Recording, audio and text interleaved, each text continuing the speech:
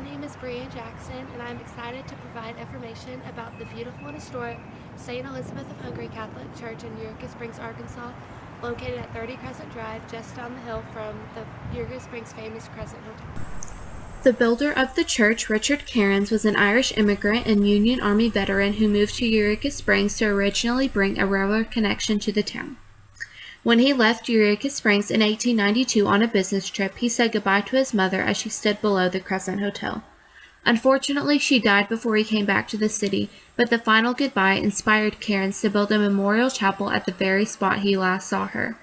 The original chapel was built in 1906, named Cairns Memorial Chapel. Bishop Fitzgerald, the Catholic bishop of the area at the time, convinced Cairns to build a larger church onto the Cairns Memorial Chapel. On May 11, 1909, the new Catholic church was dedicated and renamed St. Elizabeth of Hungary. Cairns' existing chapel became the vestibule of the new church. The architect of the chapel and church, George W. Hellmuth, was influenced by St. Sophia's Church in Istanbul, Turkey, when he designed Cairns' chapel. Hellmuth was an architect from St. Louis. Upon arrival at St. Elizabeth, guests are greeted with an unconnected bell tower at the top of the hill, housing a statue of St. Elizabeth. The exterior of the chapel creates an aesthetic sense of balance through the harmonious blend of its formal elements. The structure radiates from a central point, giving the chapel symmetry. Symmetry is seen on all sides of the structure. The gray stone exterior of the chapel is paired well with the bright blue dome, giving the chapel a welcoming, earthy appearance. The interior of the chapel continues with the theme of balance and symmetry. The circle on the floor mimics the dome ceiling, giving equilibrium to the space. The cool blue hues and the warm muted orange and brown contrast one another, but because they are complementary colors, it makes the space welcoming and aesthetically pleasing. The architecture inside the main body of the church is highly symmetrical, with the right side mirroring the left. There are many simple straight lines seen throughout the church, which blend beautifully with the many decorations so that the church is welcoming and not overwhelming. Straight lines are used to convey rightness, honesty, and truth, which are appropriate for a church.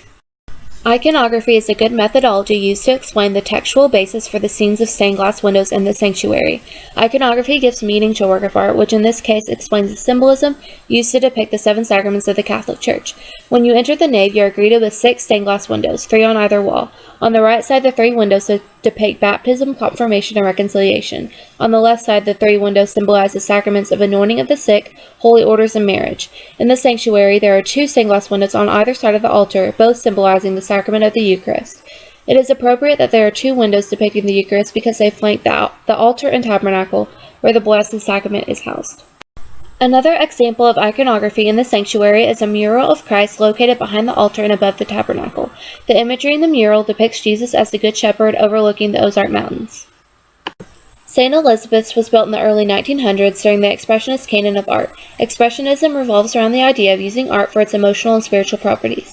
From the church's statues in the gardens representing the Stations of the Cross to the colorful use of stained glass windows inside, visitors are surrounded with the spirituality of the Christian faith. Also, in the interior of the chapel, the stained glass windows display a warm red glow throughout the space. This expression of intense color adds to the spiritual emotion brought into St. Elizabeth's. These elements prove how the artist and architect were concerned with creating a spiritual and emotional feeling throughout the entire structure. The original chapel, which now serves as the vestibule of the church, was built using influences of Byzantine-style architecture.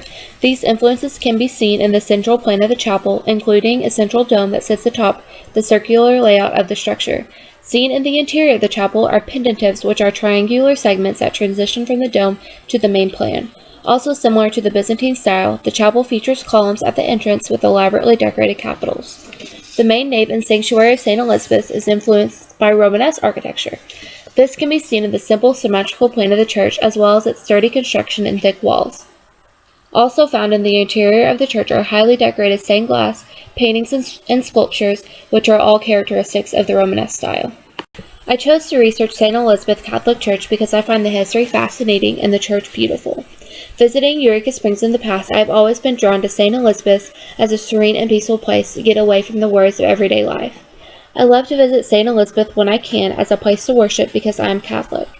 Being a Catholic, I am always drawn to different Catholic churches and the unique ways in which they express their faith. I was able to learn a lot more about St. Elizabeth's Catholic Church through this research assignment, and I'm excited to go back now that I am more fully aware of its rich history and the beautiful way in which it incorporates art.